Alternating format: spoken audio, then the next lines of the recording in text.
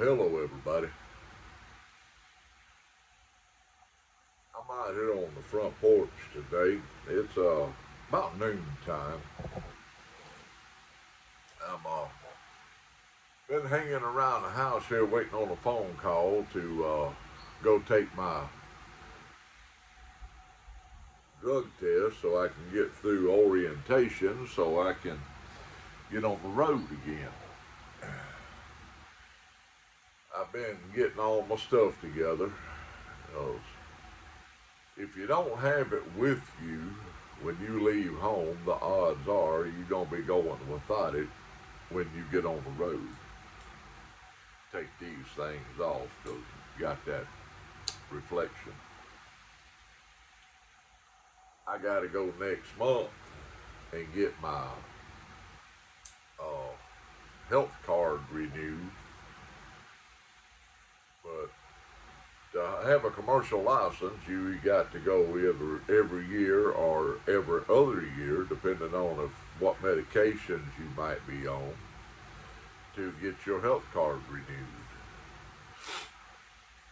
Last time I only got a health card renewed for 1 year because I was on blood pressure medication. Well, I've been able to get off of all the medications that I was on, uh, except for my kidney medication. Now that I'm still on. I gotta try to keep that stage 1 kidney disease at stage 1 and not let it go any further. I'm having a cup of coffee. Mama had this cup made for me here. It had pictures of the grandchildren, and there's one. I don't know if you can see it, but that's a fish that I caught a couple of years ago, a bluegill, otherwise known as a brim. About a pound, about a 1 pound bluegill, biggest than I've ever seen or caught. But I made me a cup of good strong coffee. I do like the way that percolator Mama bought me makes my coffee, which I'll leave that here at home and I'll take a regular old Mr. Coffee pot with me on the road. That that percolator makes a better cup of coffee. But being on the road, you can't be real picky about how you get your coffee, I don't reckon.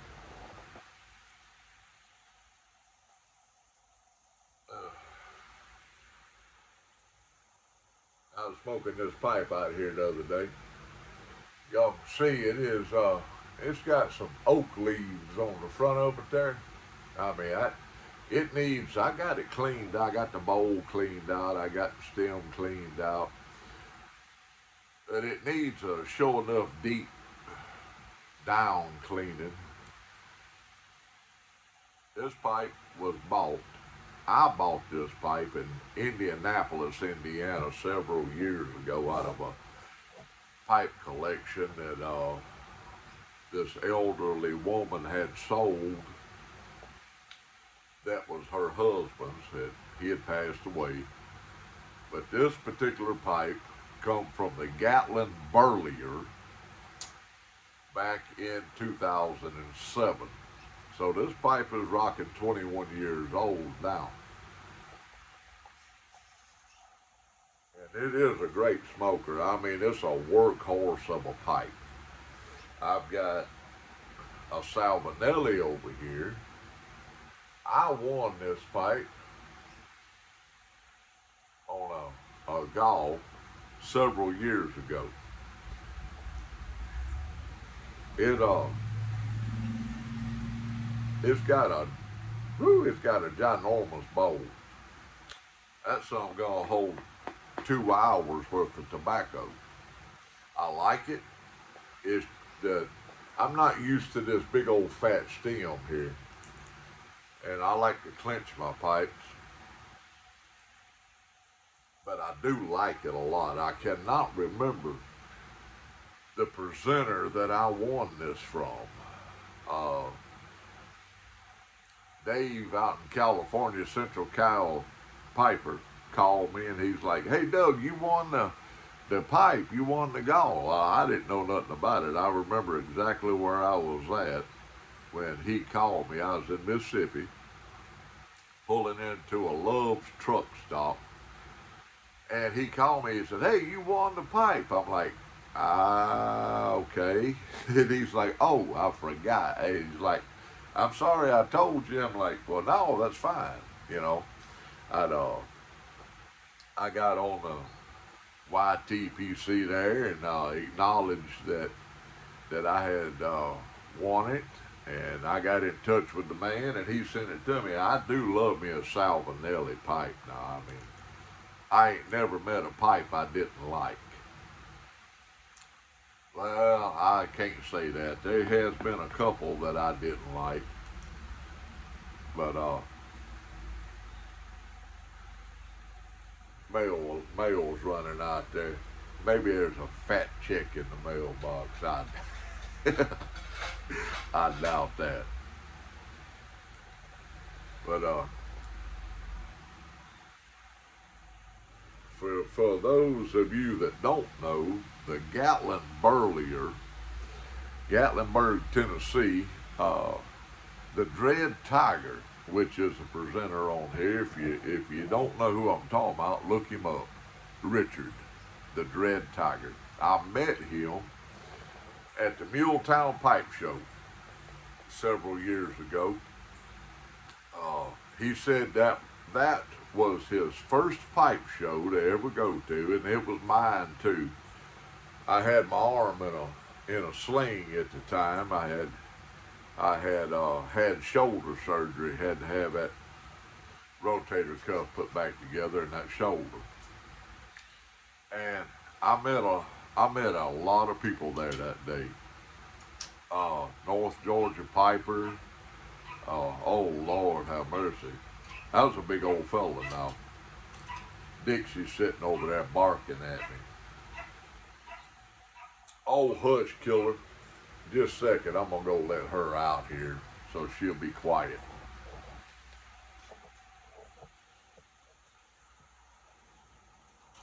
Come on, baby. Come on. Don't go nowhere now. Come here. All right, folks, I'm back. Having that dog's like having another young'un. I think she looks at me like she rules the roost.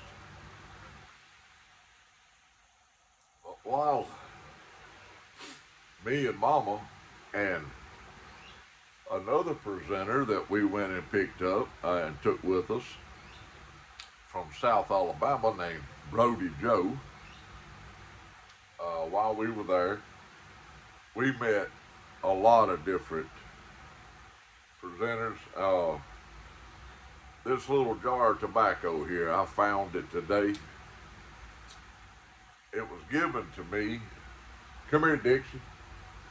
It was given to me at the pipe show. I cannot recall I can picture the man's face, but I cannot recall his name right now. But he gave me that little jar of tobacco. It is called Secondhand Bookshop. Instead of Haunted Bookshop, it's Secondhand Bookshop. And Utah, that's what I got in here. It is a blend of his own, and it's a Burley Blaze blend. I get that right in a minute.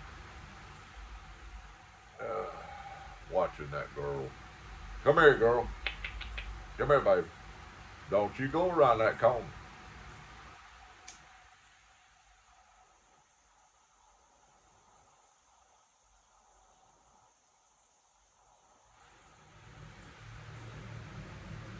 That is some good stuff. I do like a Burley tobacco. I like an English tobacco. I like Carter Hall a lot. I found a jar that I sealed up. It's a 1 gallon size uh, jar that Mama bought me several years ago that come full of jalapenos. Well, I eat all them. I wash the jar many times,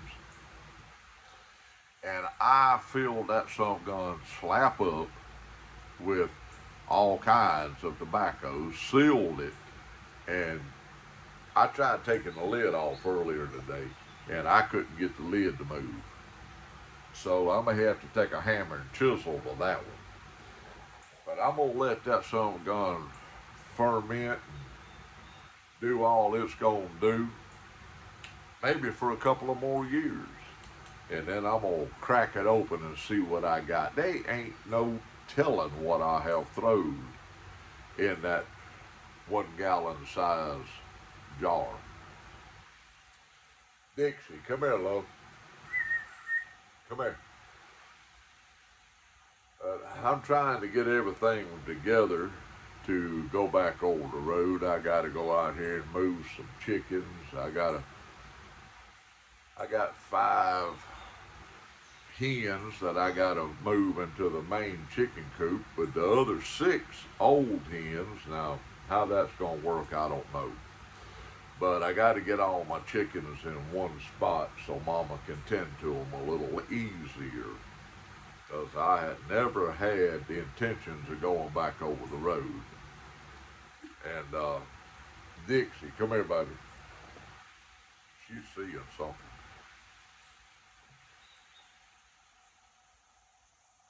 I think I have the recipe for this secondhand bookshop. I'd have to do some digging.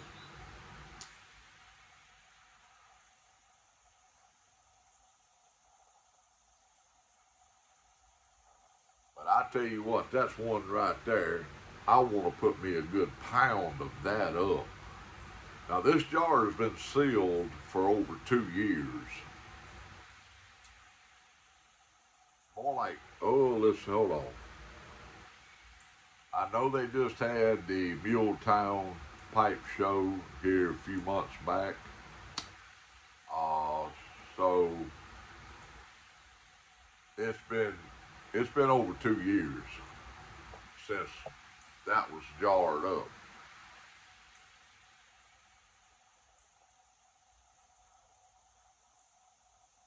Come here, Dixie. I need to get out here and get the grass cut. But it is so wet, and we got storms coming in now. I can hear the thunder. My daughter's grass needs cutting horribly bad. My grass needs cutting. Oh, always something to do. Always.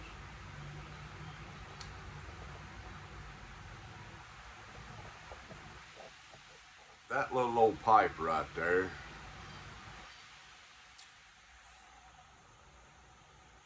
I've always wanted to go to the Gatlin Burlier and buy a pipe from Richard. Maybe even let him pick it out. But I haven't made it yet.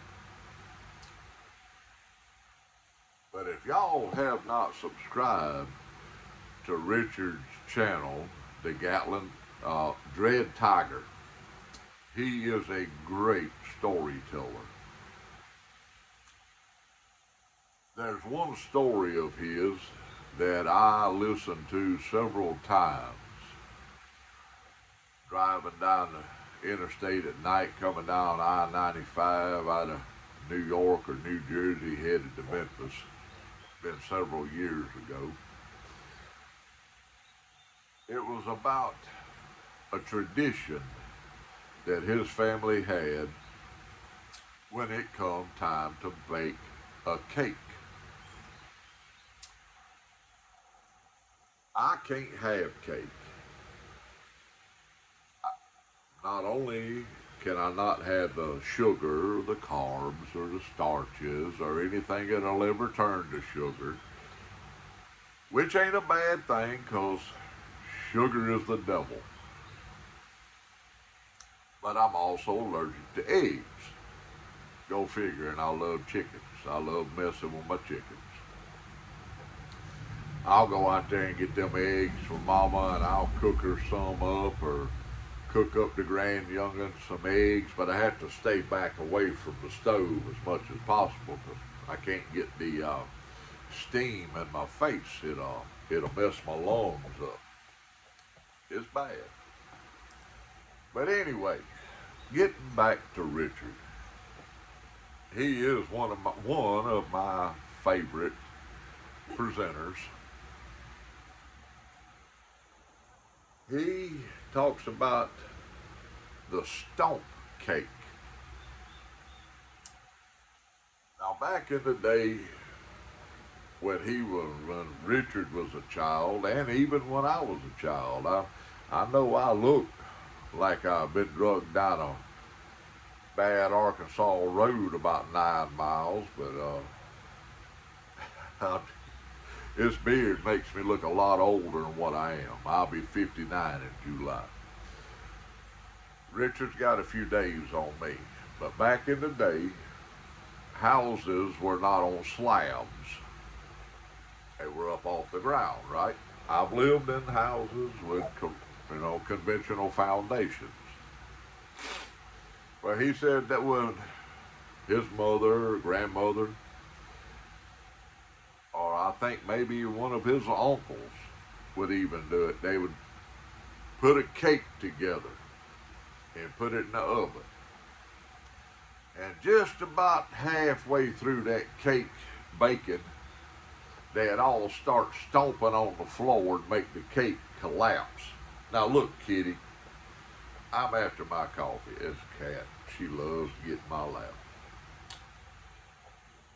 They'd make the cake collapse in the middle. Well, that's the last thing most people want, right? But Richard said they had, come here, Kitty. Oh my goodness gracious, look here. Oh, watch her bite me. She is something else, people. She is something else. She's a snake killing, rat getting so going. I'm just here to tell you, yeah. Get out there and watch them toenails, girl. But they would stomp on the floor and make the cake collapse. And there was a method to their madness. Now, my grandmother would have knocked the bark off of somebody for making her cake. You don't open that door and slam that door on that oven. No, sir, especially when my grandmother was making her red velvet cake. That was, I think it was a piece of art now when she got through with it. Dixie, come here, child. If I have to get up and go to get that dog, y'all just don't have to excuse me because she's got that nose working right now and she's smelling everything. Come here, girl. Ah, yeah, you see, Daddy. Use my handkerchief. It's called a shirt sleeve.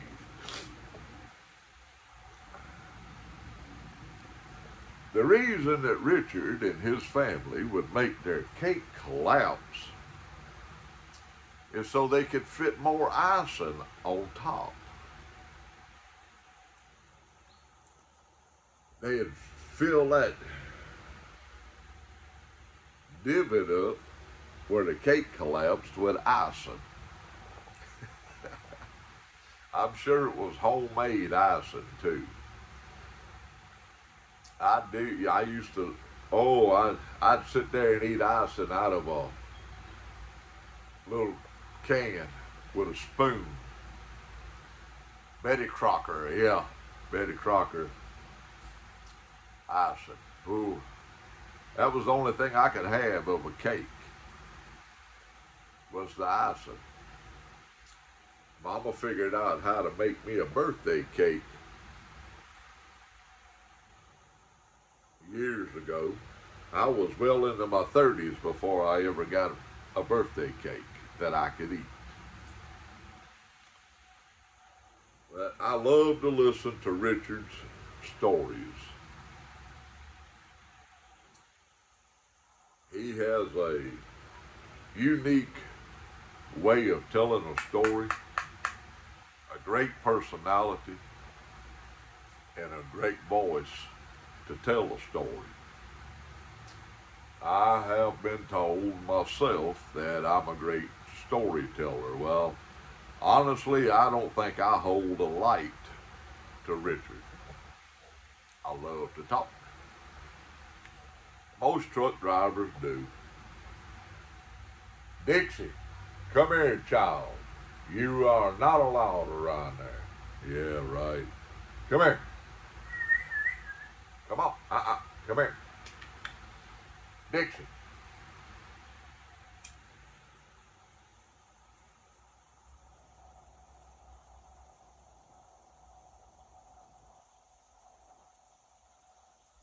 Speaking of books, secondhand bookshop, I promise you, if I can, I'm going to get some of this put together. Once me and Mama get over this little hump that we're climbing right now with this job change of mine, I'm going to put together several pounds of this. And I will be giving some away. But I will put up a pound of it for later use for myself. Get around here, girl. Come on. Come on. Here she comes. She's a pretty well-mannered dog, but jealous, great gosh almighty, she's jealous. Come here, get up here. Come on. Don't you get out there and get all nasty and wet. I can't stand the smell of a wet dog.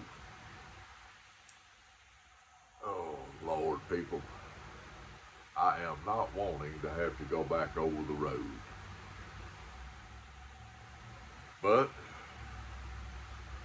adults have to do what adults have to do. Come here. Dixie, you're interrupting my video.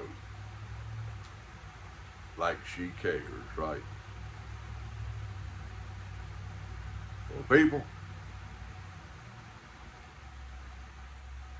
check Richard out, the Dread Tiger.